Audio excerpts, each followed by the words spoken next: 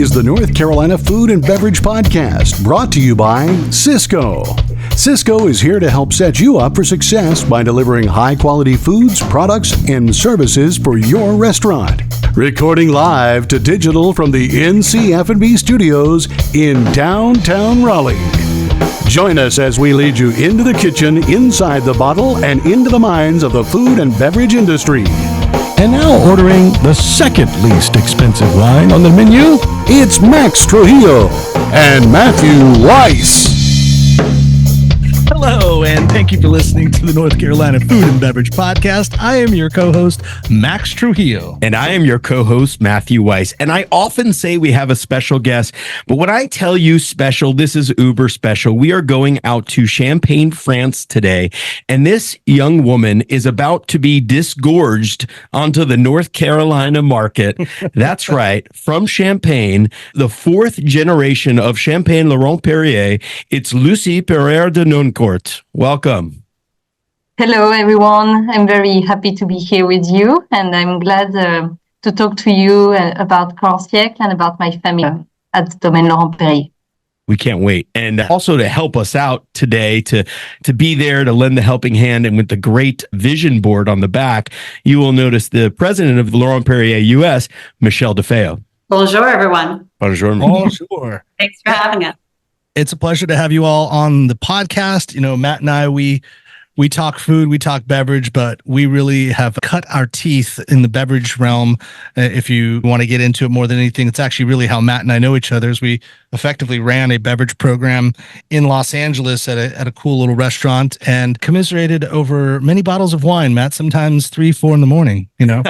There was a lot of inventory to do, so we had to make sure the inventory was on right, and sometimes it was in excess, and so we had to take care of that problem organically. Yeah. So, yes, there's a lot. And of course, I'd be remiss if I didn't mention, because this is a Bubbles episode, on June 8th. Yes. There will be the 4th annual Bubbles and Brisket, a celebration of the pairing of sparkling wine with pretty much anything, but especially as we are in North Carolina with barbecue and brisket.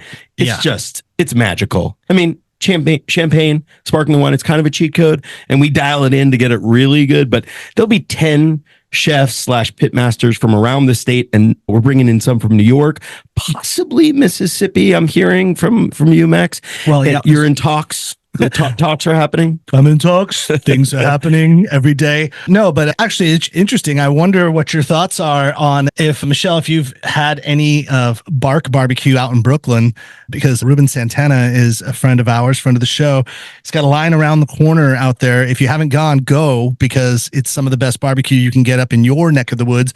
But he's coming out. We've got Manny Barea of Top Chef fame, right? But he also is hailing from Denver at this moment, even though he is opening up Jaguar Bolera in Raleigh coming soon.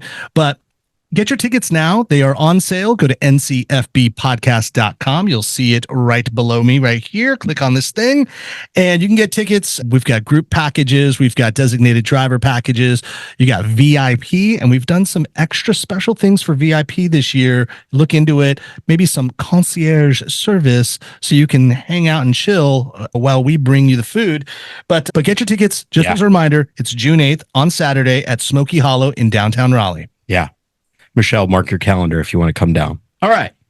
Lucie, now we turn to you. Let's just get the big picture. You know, tell us the story of the journey of Laurent Perrier and how you are involved in it, in the creation of it today.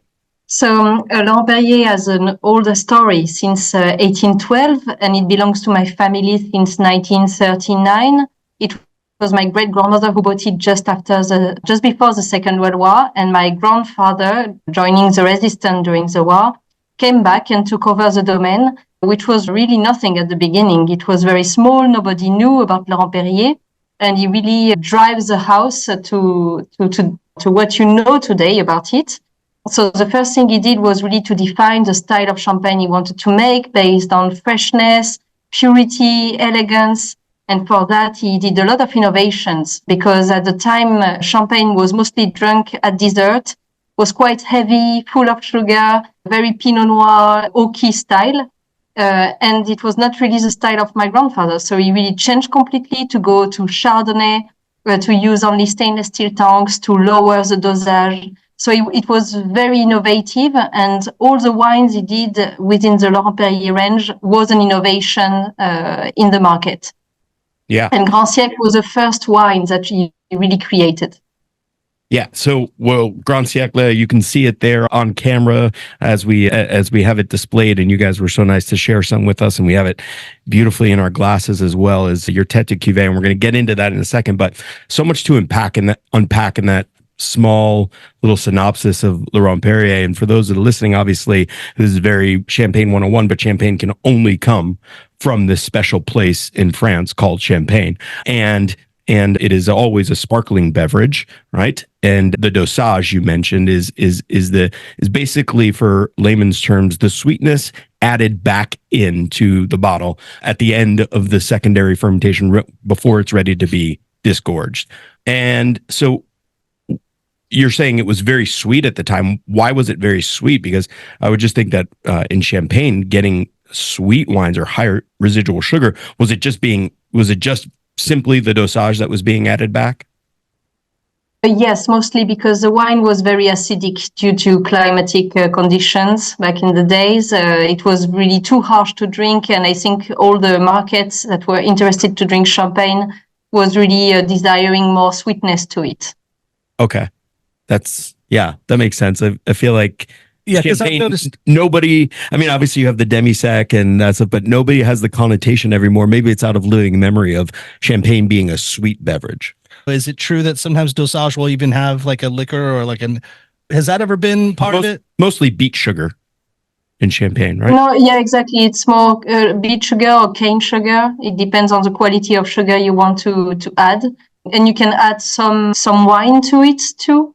So you can use different styles of wine if you want, like an oaky wine to add to your wine, to the original wine. Then it can add maybe something more. You can play with that, but usually it's the wine from the cuvée that you have inside.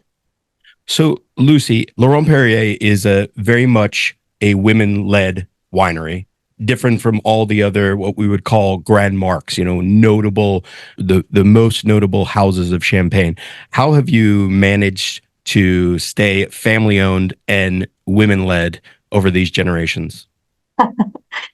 Well, it's destiny who chose the gender of the daughter of my grandfather.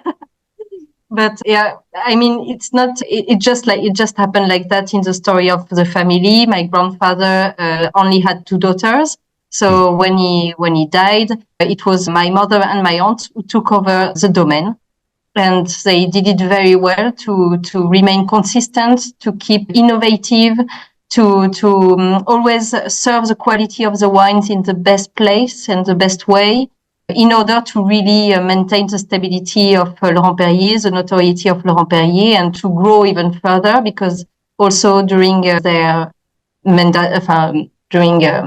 they are here, we have launched a new cuvée Blanc de Blanc, Brut Nature, which is also an innovation because we were the only big house, Grand Marque, the only Grand Marque to launch Blanc de Blanc with no dosage. Yeah. That and that wine is absolutely fantastic. Well, I want to talk though about you specifically and the choice that you made to come and work with your mom and your aunt, because that's keeping it in the family is not always a thing for everybody. However, before we do that, you mentioned the word innovation, and our friends at Cisco, they are very innovative. And while they don't do wine, they are a great company and our proud title sponsor, Cisco. Yeah. So here at the North Carolina Food and Beverage Podcast, we're all about getting food service professionals what they need to do great work. And that's why we're teaming up with Cisco. And it makes so much sense. Cisco has exactly what you need right when you need it. It's innovation delivered. Cisco stocks fresh, innovative ingredients and fresh, innovative ideas. The high-quality food and the top-of-the-line products that you'll need to operate at your best, plus the business network to keep you on top of trends and industry standards while you do it. Because you want it all and you want it delivered, Cisco has the flexibility to deliver to any business at any size to meet your needs. Get the industry's largest supply chain network and, most sophisticated logistics working for you. Visit Sysco.com. That's SYSCO.com to learn more about Sysco's worldwide innovation and delivery. Sysco, at the heart of food and service. Well, let's take a break from the bubbles for a little caffeine right now and speak with our friend Lane over there in Carrboro. Lane, how are you doing? I'm doing really well. Coffee and champagne go very well together. There are a lot of things that the world of coffee has begun to learn from the world of fine wines. So it's super cool to be on this call. You know, one of the things that the world of coffee has learned more recently is the appellation system. And just as in wine, it's a way for our producing countries to really embed value in production. There's only a few regions in Central America that have protected geographical indications. One of them is Quetzaltenango, Guatemala. And so I pulled out some coffee from one of our farmers, our Cup of Excellent Producers, and master agronomist, and she farms from Quetzaltenango. This particular coffee is a modern hybrid. So the other thing that we're learning from the coffee world, from the fine wine world, is how to deal with the climate change and preserve the high quality of our coffee in the midst of climate change. This is a Starmea. It's created in 2001, but it's the only hybrid that can be propagated by seed. And that's really important. As you all know, most of these hybrids need to be grafted in order to propagate. So we really like this because it really has some really beautiful taste. It's a cultivar, so we can choose what we get to taste here. I taste a lot of florals on the high notes, some really deep, complex fruits, everything from pineapple to raspberry to some green apple. And then the sweetness goes between, it's really honey and raisin, depending on the temperature. So it does have a very effervescent kind of mouthfeel, which reminds me so much of fine champagne. Great choice for today, Lane. Yeah. This is great. And Michelle and Lucy, we're going to have to send you some Carrboro coffee out there for sure. But for those of you who don't get it sent to you by us, go out and sign up. CarrboroCoffee.com, CarrboroCoffee.com, or you can just go there to one of their locations in Chapel Hill or in Carrboro. Cafe Driad is a great location to sit out and enjoy, sip whatever types of coffee, and sign up for their subscription service, because then you do get it sent to you. And it's just like a fun, what do I get this month kind of thing. Well, thanks again, Lane. We will talk with you soon. All right. Enjoy the wine. Thank you. Take care. Bye-bye. So, Lucy, a lot of wineries in this day and age, especially, of our generation, I think we're probably around the same generation, they don't have heirs, or the kids maybe don't want to go into and be a farmer or a winemaker or take over the family business. Was that always something that you wanted to do? I had the chance to have a very clever mother. She decided to give me the freedom of choice. And I think it was the best decision from her, because at the beginning, so I grew up in Champagne, and I always had a Laurent Perrier bottle by my side for the family meetings. So I really, for me, Laurent Perrier is part of the family. But it's true that I did not have any interest to join the company when I was younger. And during my studies, I had the opportunity to go to the United States to go for an internship in Miami. And I had a wine tasting at that moment, and it just completely changed my mind. I realized that I was quite interested into wine. I wanted to know more about it. So I just came back to France to study wine. I went to Spain to work in a Spanish winery in Rioja. And I also passed my WSET diploma in order to have a better knowledge. And then when I was ready, I came back to Tours-sur-Marne in Champagne in 2019 to join the company. Could it also be too that once you're in your environment growing up and you're at the winery and this is all you know, but then when you left and went to other parts of the world, like Miami, come on, whatever. You're like, this is nice. Oh, but there's also that winery in Champagne that my family runs and owns. Maybe I'll do that for a living instead. Like, did the world experience kind of help you just realize what you inherently had? Yeah, I think so. It made me realize the chance that I had, and I did not really realize I was into wine, and I just discovered it along the way. So it was a nice discovery. So thank you, Americans. Yeah, thank you, Miami. Bienvenido a Miami. Thank you, You just Miami. went to like a random wine tasting in Miami, or this was something like you did as a family No, thing? it was a random one. Random. It was organized by the distributor, and it was just a commercial wine tasting, a regular one. But I don't know. I was very surprised not to understand anything about wine, because I was like, I'm from Champagne and I don't know even how to make wine. Yeah. That's a problem. Yeah. And Okay. going from this question, I just went back and just wanting to learn about it, and I just discovered a passion to the study. I can't say I'm from a famous champagne house and not understand wine. I have to back it up, right? Yeah, it's like I'm coming from France, but I don't speak French. Almost. Okay, so now you're in a unique position at the winery. Not only are you kind of like the public face, and as we say in America, the heir apparent, but maybe I assume it's in the plans for you someday to take over from your mother and your aunt, but you are in charge of Grand Siècle. Mm-hmm. So Exactly. My role is to represent Grand Siècle, which is our prestige cuvée at Laurent Perrier. It's important for me because it was really the first wine that my grandfather had created, based on an innovation, because as you know, in Champagne, prestige normally only vintage. Only one single vintage is used for prestige cuvée. You know them well already. But my grandfather wanted to do something different from the others.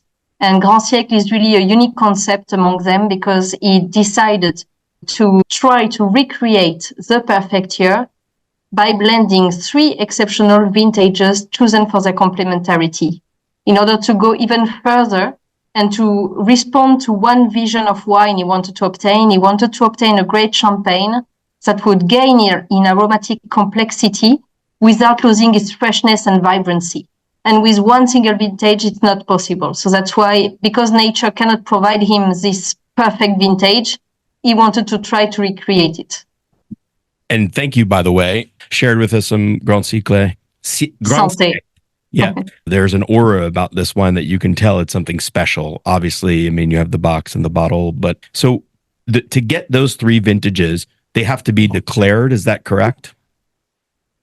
Declared. And that declaration comes from Laurent Perrier itself, or it's Yes, exactly. from No, in Champagne, there's no law about declaring a vintage. Every house can declare a harvest year as a vintage or not. Yeah. But at Laurent Perrier, we are very selective when we declare vintages. We do not declare often, because we really want an exceptional quality, because we want potential of aging for a long, long time in the cellar. So that's why when we declare vintages, we know that it's very possible that it's going to be in Grand Siècle. So that's why the selection is high already for that. So just for point of reference, how many times have you declared? So I will give you even more. I will give you since 1950. So when my grandfather really began to be the director of Laurent Perrier, up to 2012, we have declared 30 vintages. And the champagne industry have declared at the same time 49 vintages. Oh, wow. Okay. So in 62 years, you've declared 30 times. So less than half. But your counterparts in the industry have declared essentially like 2/3 of the time. Yes, exactly. All right. So you are far more selective with what you're doing. And to the point, and just to speak as the novice here, or to speak to someone that might be the novice, what Matt is referring to as well is about being a declared year, say similar to say what, like in Portugal, with port, there are years that are declared, but those are officially declared by the government, and they're saying like my birth year, 1977, one of the best port years vintages that you could have, and sorry, Matt, you missed it by a day. Yep. And so, but those would be more kind of central, and so that meant anybody that was making port at the time and growing those grapes of that vintage would then call.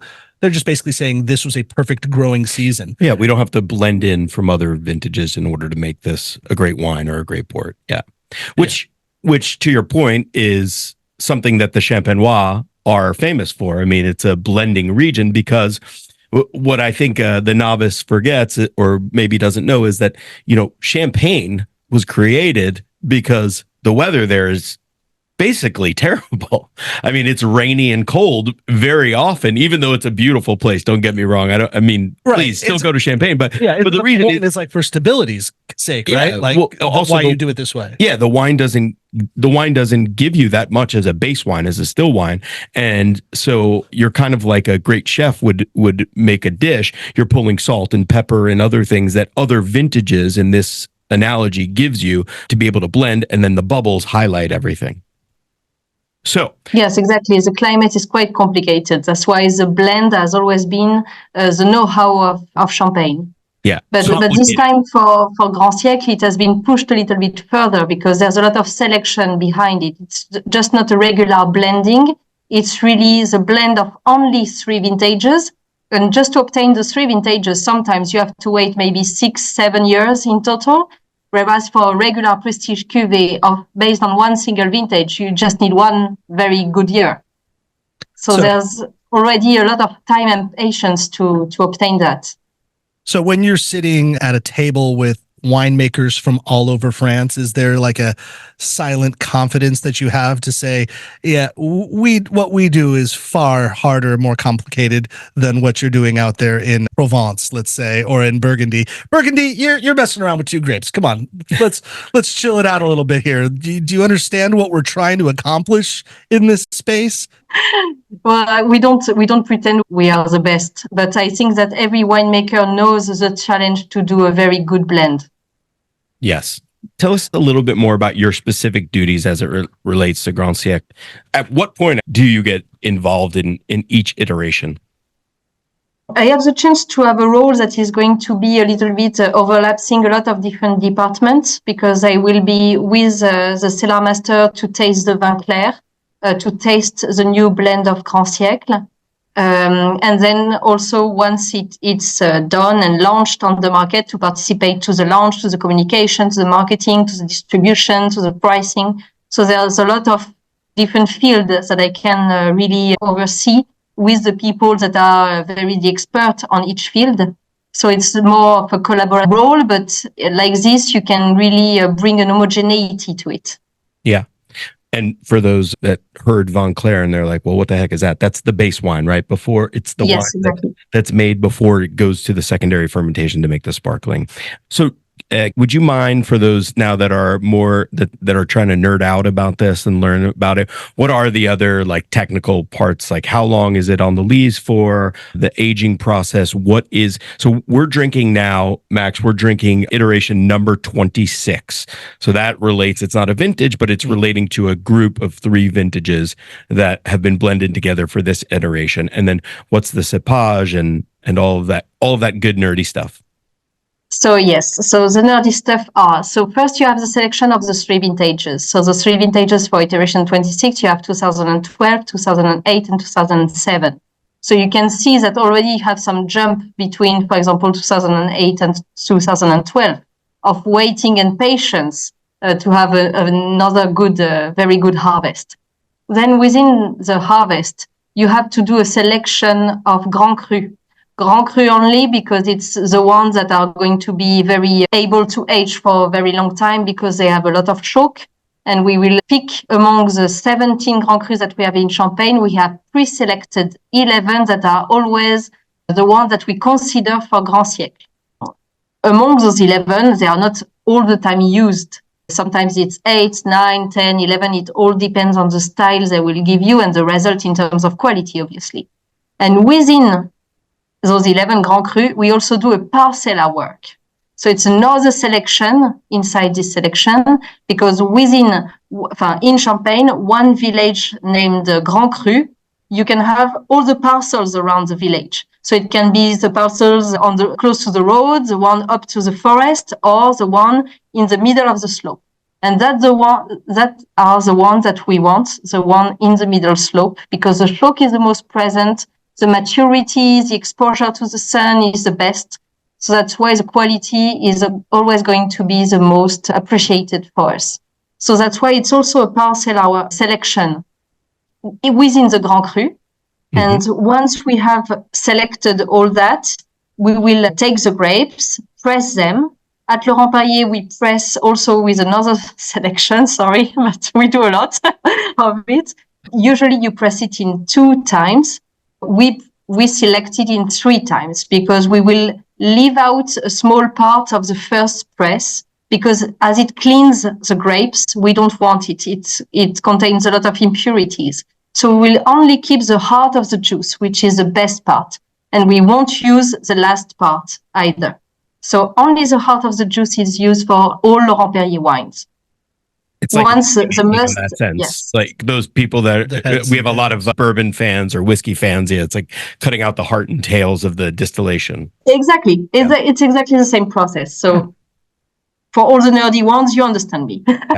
Production is so much. It's so complicated, like comparatively, just in making wine or making beer. Like I know, it does feel more similar to making liquor, I would say, like in just the amount of steps that you take to get there. The whiskey comparison to champagne is you don't have the sourcing of grapes, essentially, like wheat you're distilling versus grapes. You're getting it all. Yeah, you're getting the soil in still. But yeah, and no, we'll get there, and I'm sure about the soil types. But to finish, you were saying you're doing 3 presses, and then there was one other step you were doing for. Yes. After that, the musts are coming back all in Tours-sur-Marne to be vinified. So you have the first fermentation that we do in stainless steel tanks. Because we control the fermentation, it's quite low temperature in order to really capture the freshness, capture the purity of the aromatic and to extract it in the best way. Then we do the malolactic fermentation, which gives a little bit more roundness to the wine, stabilize the wine through time also, which is what we want for us. We filtrate the wine and then we taste the still wines, so the vin clair, the base wine. In January, usually it happens. And this is when you know the quality, the overall quality of the harvest, and if you can declare it as a vintage or not. If we declare it as a vintage, we will select the parcels that are for Grand Siècle, and we put them aside, waiting for the other vintage to happen. And once we have done this work, so 3 times for the 3 vintages, we will blend the whole base wines that we have kept in different proportions. It's not a fixed recipe. It always adjusts for the tasting. And once we got the style, so this is a lot of precision. It's not an easy work because I have done it with the cellar master and I can tell you it's very hard. But once you have obtained the result of style of Grand Siècle, you put it in bottle and in magnum and you leave it to age for a minimum of 10 years. Because you need 10 years in order to really get the balance between the 3 vintages, all the components into the wine, and to really get this aromatic complexity that my grandfather was looking for Grand Siècle. Yeah. So they start in 07, bringing in that making that wine. Then 08, they're like, all right, we're close. And then they wait 4 years for 2012 to get a 3rd vintage that you declare, which that I didn't know that so you're declaring the vintage not based on harvest, but as a result of the Vin Clair of the base wine. So then you wait another 10 years until you release it. So and Max. And Michelle, I'm going to bring you in here. I just want your thought. I mean, you've been in the wine business for a long time. Prestige Cuvée, 10 years aging, 3 different vintages declared. What do you think this wine would cost in retail? It's definitely a few $100. It's got to be like $400 or $500, something like that. Interesting. Michelle DeFeo, we're going to bring you in here as this is your realm. What is the average SRP, suggested retail price, on Grand Siècle? Well, I agree with Max. It tastes like it costs $400 to $500, but the actual retail in North Carolina is about $275 to $300. So I think even after you have all that selection of just those Grand Cru grapes and all of that effort and work that goes into making Grand Siècle, then just the cost of aging is such an important part of kind of the finances of champagne and why it's so expensive. Yes, we pay a lot of money for the grapes, but after we've done all that work, then it needs to get put into a dark cellar for a decade think about all the inflation that just happens too over, the course of a decade, and the kind of the cost of capital for the maybe any of the finance pros that are listening to this podcast. It really does add a lot to the costs that come with making champagne. It's a big investment that we make as a house to allow the wine the time to really develop in the cellars prior to disgorgement. Yeah. I'm not a patient man, and it takes a lot of patience to make really great champagne. Okay. But that's why we do it for you. That's why we age it for you, because like this, you have it on the market already aged. Lucie, that's the best thing. I really appreciate that. I don't have to be patient because you're patient for me. Thank you for that. Exactly. There's a couple of things that also wanted to touch on. You mentioned the stainless steel aging, and then Max, you were talking about, and I want to get into that for a second because Laurent Perrier has definitely been an innovator in that, but you also talked about soils and soil types, and they're throwing around the word Grand Cru. So just for those of you that are listening also, that like, oh, well, what does that mean? So the Grand Cru was a system established to highlight what plots of land are the best fruit coming from, the best grapes, which eventually will make the best wine. And the way it was created is what winemakers or champagne houses, which plots of land were they paying the most for their grapes? And so those were decided, well, these are Grand Cru and the others are Premier Cru. So Lucie, first tell us about why stainless steel and how Laurent Perrier is an innovator on that. And then talk to us about the land that you guys have and are farming from, and then what you are eventually and where you're purchasing from. Yes. So to begin with stainless steel tanks, it's true that back in the days when my grandfather really created a style for Laurent Perrier, it was only barriques and oaks that was available on the market. And he didn't really like this way of vinification because it was bringing too much oxidation into his wine. And he really wanted to keep the purity and the freshness and the elegance. So he leave out the oak barrel. And at the beginning, there was not a lot of alternative. So he used concrete tanks as the best options he could find. And very soon after, he discovered that through the beer industry, that they was able to keep a lot of freshness with the fermentation with the beer. So that's how he got the idea to bring stainless steel tanks in Champagne for the first time to vinify his wine inside those tanks. That was the first time in Champagne. So we had a winery in 1973. The first winery only made of stainless steel tanks to do the fermentations of our wines. And it was really the best idea he had because it was really preserving the freshness, the purity of the wines. Yeah. And you know how in a lot of champagne, sometimes like you get that yeastiness, that breadiness, and like, oh, sometimes it's really good, but sometimes it's like the focal point of the wine. Yeah. Whereas I feel like that's the real differentiating factor for Laurent Perrier is that, like you said, the freshness, the crispness. Like you still get that yeastiness as you would in champagne, but it's an element of the wine. It's not the main factor. It's the freshness and the cleanness and the high minerality that shines through. Yes, because the stainless steel tanks really avoid the oxygen to be in contact with the wine, so it does not oxidize the wine. And if the wine is oxidized, it cannot really age for a long, long time. And we tend to age our wines for quite a long time in the cellar afterwards. And even after you have it in your own cellar, you can also keep it for a long, long time. So that's right. Also retaining the use of the wine. Yeah. What's the oldest bottle of Laurent Perrier that you've tried, or like the oldest iteration of Grand Siècle? I haven't got the chance to taste the first one, but my mother did, and she told me it was extraordinary, and it was the best she had. And when did she taste it? Do you remember? It was last year. Last year, she tasted number one. So yes. And do you remember what vintage? I'm putting you on the spot, but do you remember what vintages went into that one? Yes, 1952, 1953, and 1955. Wow, that's cool. Yeah. When you introduced the stainless steel into the winery, you were unique then, but how unique are you now today with that element? Meaning, are other champagne houses using the same technique? No, today we are not the only one, obviously, to use this technique. A lot of people have done the same because I think they have realized that if they want this kind of style with no oxidation, it was the best way to vinificate. Yes. Yeah. And To the unify. industry was the path you chose. Yeah, I That's wonder kind of what brewery your grandfather went to. Like, was it Kronenbourg, perhaps? I think it was in Germany, but That was my only French beer reference. I had to pull that one. Our very first chef de cave that Lucie's grandfather hired actually was not trained as a winemaker. He was actually trained in the brewery school in Nancy in That's Eastern right. France.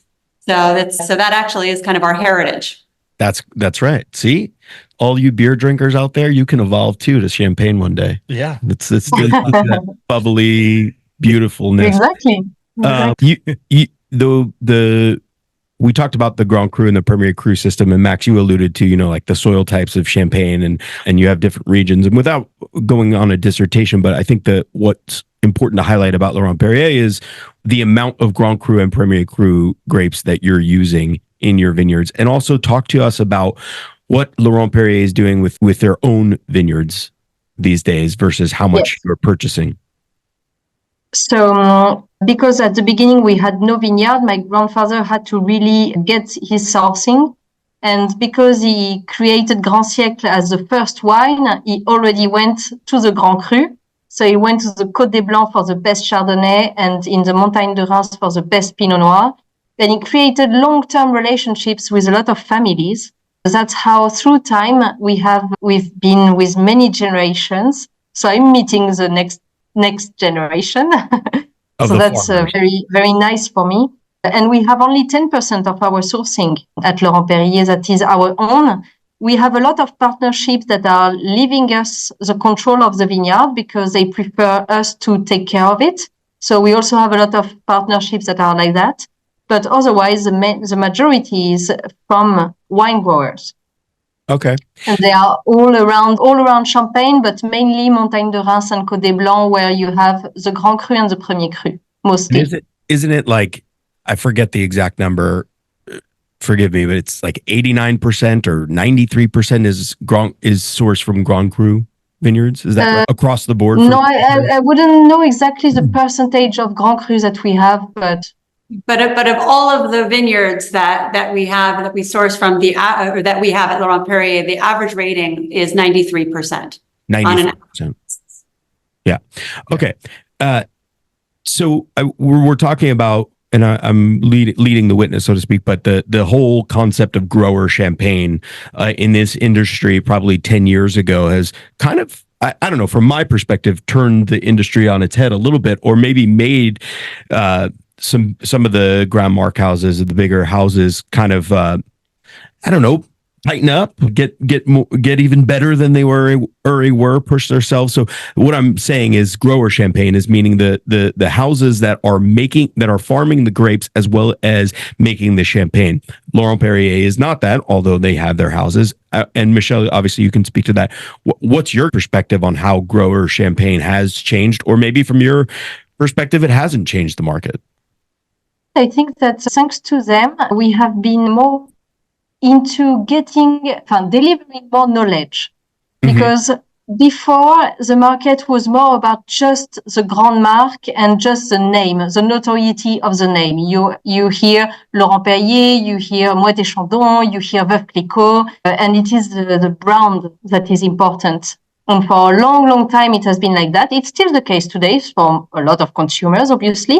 But it's true that thanks to the smaller growers that have become more and more famous, with another language, much more about the soil, about what they do to their vineyard, about more another kind of communication, I think it has opened up the way to the Grand Marque to also do this kind of communication, because before it didn't attract those kind of consumer asking for more information about champagne. They just wanted a brand and opening the bottle for celebration, and that's it. And now you have a lot of consumer asking about the wine itself, really wanting to understand what's behind it. And I think that thanks to this transparency that the grower champagne gave, it opened up the way also to the Grand Marque to do the same. Yeah.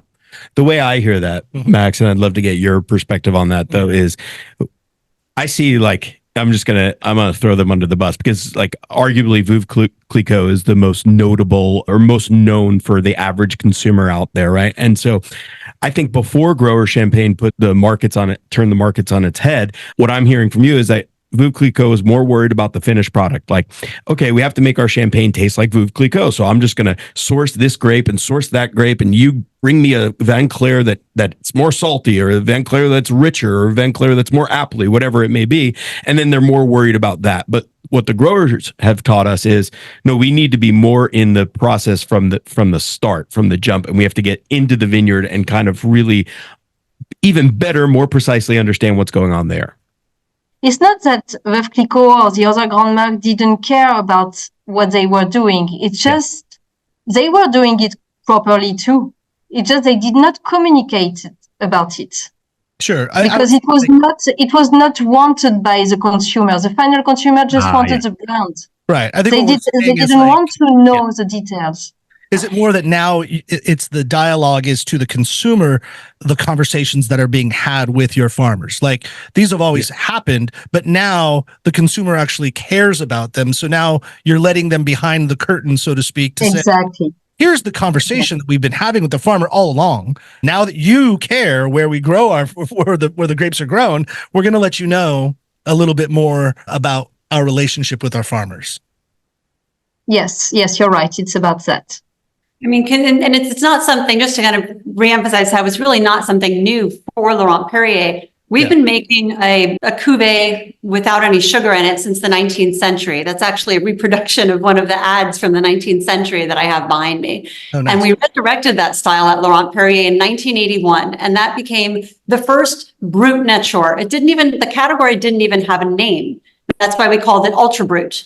And we petitioned the CIBC to give this category a name for a champagne that didn't have any sugar added, all the way back in 1981. And even though we've been making it since then, the consumer interest in wine, in champagne beyond just the non-vintage Bruts, I mean, that really is something that is new. And it is thanks to the growers that they've been making these little interesting things. And so it's created that conversation. But we've been doing that for decades and decades, including with rosé, which we've been making since 1968. People think rosé is kind of a newer trend as well, but we were well ahead of all these trends, which is why we say we are so innovative at Laurent Perrier. And what a great segue, Michelle, to rosé. Because we have a bottle that's just sitting there unattended. Well, Matt, open that bottle of rosé. I was going to say, this reminds me, I've mentioned it on the podcast before, and I'm sure that everybody on this call probably has heard the story before, but speaking about Guinness, right? Getting back to beer, Guinness famously in the 80s announced something on in their local paper that they were changing the recipe of Guinness, basically because of technology. Like they had a bigger, it became like a bigger brewery and they had larger machines. And so because of that, they had to like change a few things about how they processed their Guinness. And of course, because they said this publicly, the locals near the brewery just started dumping Guinness into the streets, and they were so furious. They're saying like, how dare you mess with our Guinness all along? To which then Guinness replied, our bad. We apologize. Just so you know, we've always changed the recipe of Guinness since 1716 or whatever I forget what the number is on the can. But since the beginning, we've always changed it. We've just never told you. We just thought we'd tell you this time to keep you in the loop because we wanted more transparency with our customer base, but you kind of messed it all up. So now we're going to go back to not telling you anything. Well, there was a time when people's eyes would glaze over if you wanted to tell them what the dosage was or what the titratable acidity was in the bottle. Those were not questions that when I've been working in the champagne business since 1996. And I can tell you, nobody cared back then. And we had all that information. Nobody wanted to hear it. But now it's exciting, actually, that people care and we can share. I think that's a valid point to make just in general. And because we're talking champagne and this is a heady topic, that in general, I think the consensus of all consumers just across the board, I mean, regardless if we're talking food, beverage, or even the performance of your automobile, you want to know more. People are so thirsty for knowledge. It's why someone's going to listen to this hour-long podcast about champagne. It's because they care and they want to learn the next thing. They're devouring information, but that's a good thing. I think like knowledge is power, but also knowledge keeps your connectivity to the thing that you're interested in even longer. And so, yeah, what you might have thought, even that your mother, your family has done all along, you might say, no one cares about this. Why would they want to know? Well, now we want to know. We want to know everything. It's why people like Michelle and I have a job, it's because consumers now care more. And especially, I mean, now that we unravel the story of Laurent Perrier, it's kind of why you have managed to remain successful as a smaller Grand Mark family owned business because of all this, information that you already had and the elegance and all the innovations and the innovation. Yeah. Can I say something real quick, Matt, before you get into the talking about this wine? Okay. You just opened this rosé. We're in a room that's 14 by 14, right? It's a square. Like, it's not a very big room. Sorry, Lucy, we're talking in feet, not metric. But this whole room, all I can smell is this wine. I know. The whole room just is immersed with the bouquet of this wine. That is intense. Most wine does not give off that type of bouquet. First of all, yes, it is intense. And before we even get into the technical details of this, Lucy, I just want to share a personal story. When I worked for Bristol Farms, it was like one of my first jobs and maybe my second job in wine and retail. And I used to put up 60 cases a day and then would get to read about wines because they had a nice book session. So it was a fancy Southern California grocery store, like Whole Foods. Like a Whole Foods, but with an enormous wine section and some of the best wine collection. And I remember this bottle just talking to me. I'm like, I need to have that bottle. And eventually I saved up enough shekels from working at Bristol Farms and I bought this bottle, but I never opened it. It just sat with my wine fridge, came back with me when I moved back to New York, came down here to North Carolina. And is this the bottle? This is not the bottle because I finally opened that bottle on my 10th anniversary with Sarah. On our 10th wedding anniversary, and we opened it at the Umstead with Philip, the one of the bar managers, one of the most knowledgeable dudes I know on champagne. Yeah. And it was so funny. I'll tell you this also, the wine was delicious. The night was special, but also he had a bottle of it as well, because I think they pour it at the Umstead, which if you're listening outside of North Carolina is a 5-diamond Forbes property, just the epitome of great service and food. 100 places to dine in the world. Yeah. And he had a different bottle. And I guess there was a serious different disgorgement because the colors were so different and it was cool. Both delicious, but just speaks to the craft level on a wine like this. So sorry, I had to make it personal, but this is again, a beautiful bottle. And so, Lucy, tell us about this Laurent Perrier Cuvée Rosé. Yes, but I am happy that you said and mentioned that you were all smiling. Do you say? Smile? Yeah. No, smiling, but smelling. Oh, smelling. Yes. Smelling the wine all around you, because it's exactly what we wanted to do.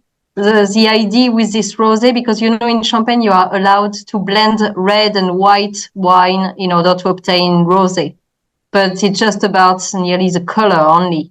And what my grandfather wanted to do was to macerate the Pinot Noir with its skin in order to really extract the aromatic of fresh red fruits. So I guess that if you were smelling a lot of things just around your nose, it's that we have done our job properly, because it was exactly the goal of it. You're getting, all that like fresh strawberry and like watermelon. It feels like summer, but you get there's of course like that yeastiness that you'll get from a champagne in general, but like the fruit is just so impactful. Yeah. Which, I mean, seriously, Matt, you popped that thing. It was like 6 feet, 7 feet away from me. And the second it popped, it was like, Soissons. And it's great because it becomes all impactful. It's immersive, and it's like it gives you that feeling, and you're about to, it's like you're ready. It's the foreplay. You're about to have a great time with this bottle. Yeah. It definitely excites the palate. So it's interesting what you said, because Laurent Perrier kind of staked their claim, so to speak, with Chardonnay and the freshness of that. But now we're making rosé with macerated Pinot Noir. So why did your grandfather decide to do that? So because of the cellar master that was at the time, Perrier, he was from Bordeaux. He had a lot of experience into the maceration for reds in Bordeaux. And he brought his expertise and he talked a lot with my grandfather, and they decided to do a rosé of maceration of only 100% Pinot Noir because it was the best grape he had in terms of sourcing at the time. And, Chardonnay, it was not... It was used already for other purpose, but afterwards, later on is the story of Laurent Perrier. You also have another rosé called Alexandra Rosé, where we have also an addition of Chardonnay, 20% of Chardonnay into the maceration of Pinot Noir to bring this extra freshness that my grandfather wanted to have. And this is the prestige cuvée rosé that we have at Laurent Perrier, named after my mother because of her wedding, because it was launched at this occasion. And this is a beautiful wine that we also age for 10 years in the cellar minimum. Oh, I thought Cuvée Alexandra was named after your daughter, Max. Yeah. A nice bottle or the box of the wine. That is my daughter's name. So that's a great way to go. I have just kind of a remedial question, but I think a lot of people would like to know the answer to this. You've spoken about Blanc de Blanc, and then there's, of course, like a Blanc de Noir, and then a rosé in different makeups. And I mean, I could answer some of these questions, but I'd like to hear from someone that specifically talks about it. If Blanc de Blanc, it's going to be 100% Chardonnay, correct? And then a Blanc de Noir is usually Pinot Noir. Question to you is, for a consumer that doesn't know too much about wine, but knows enough to know the difference between Blanc de Blanc and Blanc de Noir, what would they get out of one versus the other? Like, what would you be hoping to achieve in profile with the Blanc de Blanc, let's say, and how is that different than Blanc de Noir? So Blanc de Blanc, it's only made from the Chardonnay grape or another white grape allowed in Champagne, obviously, because we have in reality 7 different grapes. But if we talk only about the most famous, so it's going to be only made out of white grape. And with a Chardonnay profile, if you have a 100% Chardonnay, it will give you a lot of citrus fruit, a lot of white flowers, a lot of grapefruit or peach or things like that, and a very high acidity.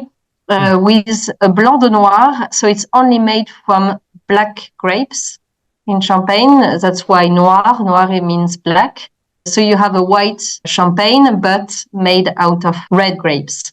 So it can be just a Pinot Noir, just Pinot Meunier, or both of them blended. Oh, it is 100% red grapes, you're saying? Like Exactly. Starting with traditional red grapes, of course, pulled off the skin so that the color doesn't have too much variation in the end result.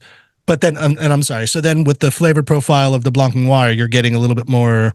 You have another kind of aromatics coming from the 2 red grapes, but it will have usually more structure, maybe more power. But again, it all depends on the style it has been done. So I cannot really talk about every one of them. It's wide. It's a great question because, for other people that aren't as well versed, when you're macerating, not only are you extracting color from the skins, but you're also extracting tannin. Yeah. So it's structurally going to be different. So this rosé, technically, if you made this wine in completely a Blanc style, would be very different structurally. Yeah.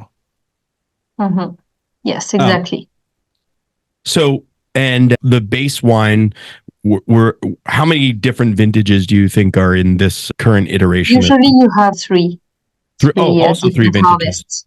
Okay. No vintages, but harvest. 3 different harvests. 3 different harvests. Okay.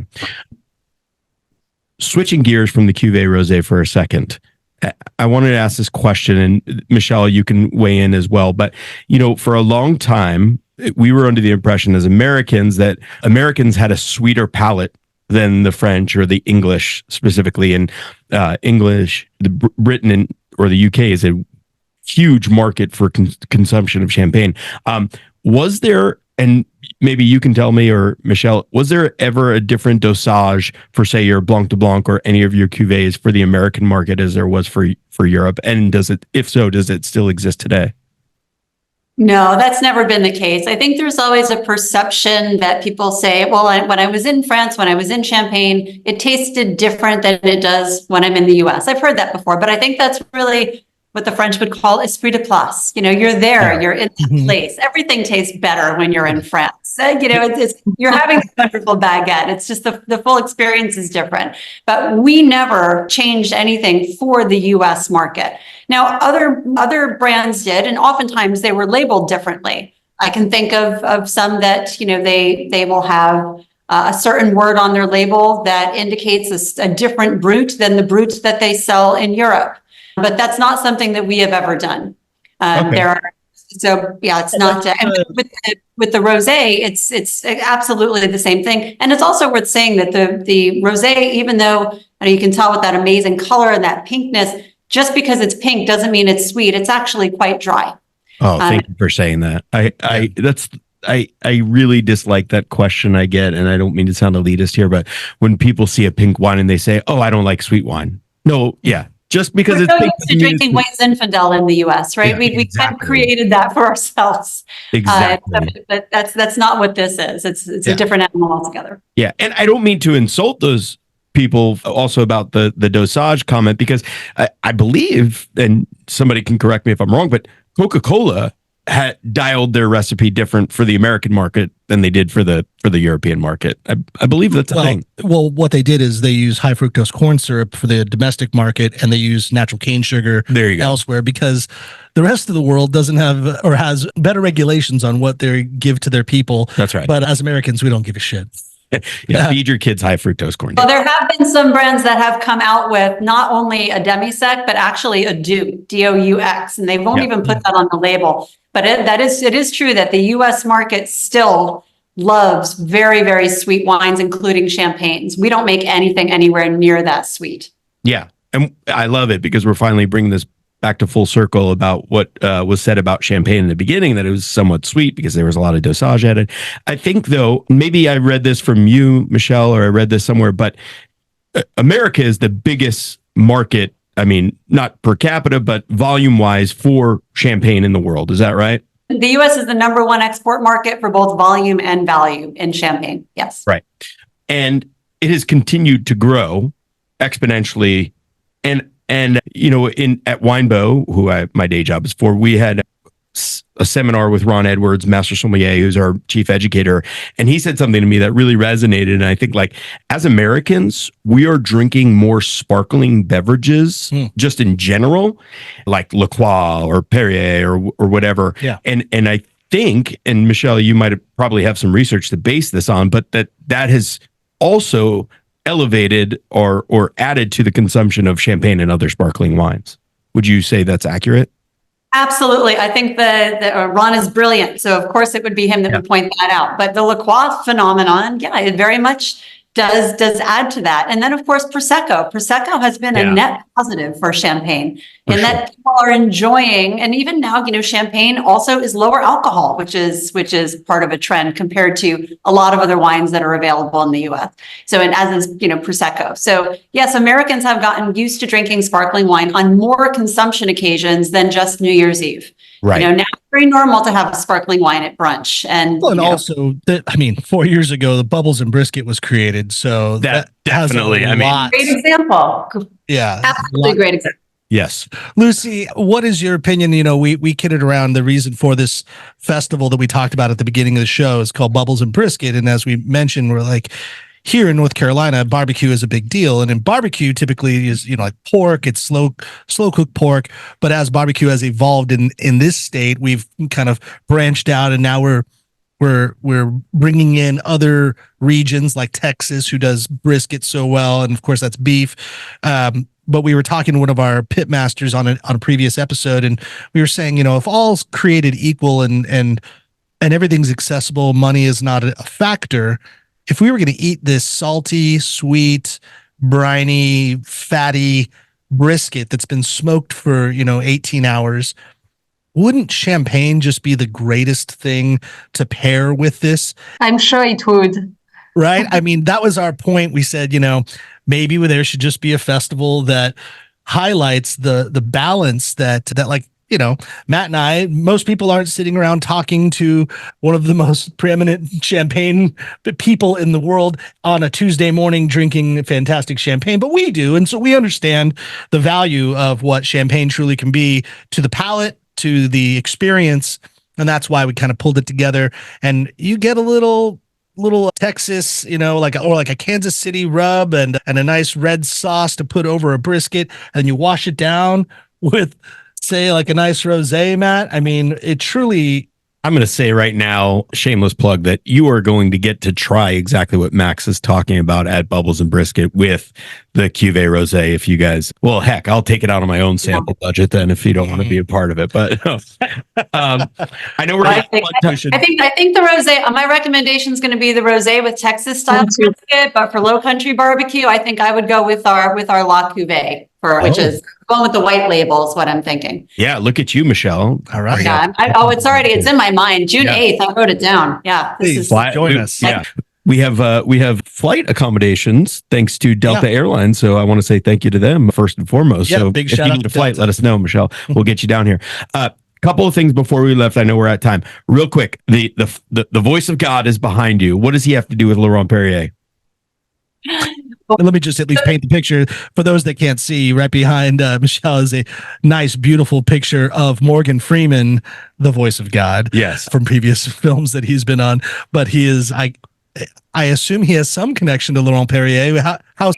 So the tagline, which you can't see quite from here, but the tagline underneath the bottle of Grand Siècle is, "It takes time to become an icon." And as Lucie mentioned, the very first iteration of Grand Siècle was released in the late 1950s, but we're not as well known as other prestige cuvées. We simply didn't make enough of it. It's taken us a long time to become known for our prestige cuvée, in the same way that it took Morgan Freeman quite a long time to become known as a brilliant actor. That didn't happen until later on in his career. So it took time for him to become the icon that he is and that we know him for. It took time before he became the voice of God later in his career. And so similar to that, it took a while for Grand Siècle to become known. And now that we're there, we're iconic too. And we're going to reach out to his people to see if he wants to MC Bubbles and Brisket. Okay, before we get out of here, two last things. Lucie, what is the best story or piece of advice you got from either your grandfather, grandmother, or aunt or mother? I would say it's more a phrase that I will always remember from my grandfather. He always said, quality of the people, quality of the wine.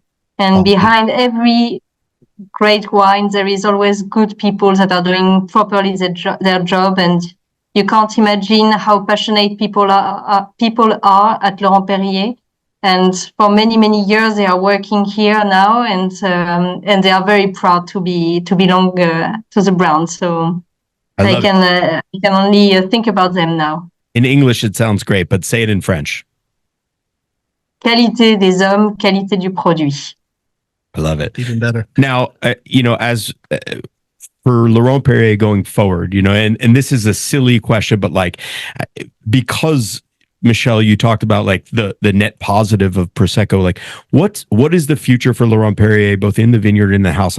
Would they ever consider something probably as blasphemous as making a non-method champenois wine or something like this? Or what other innovation do you see going forward for Laurent Perrier?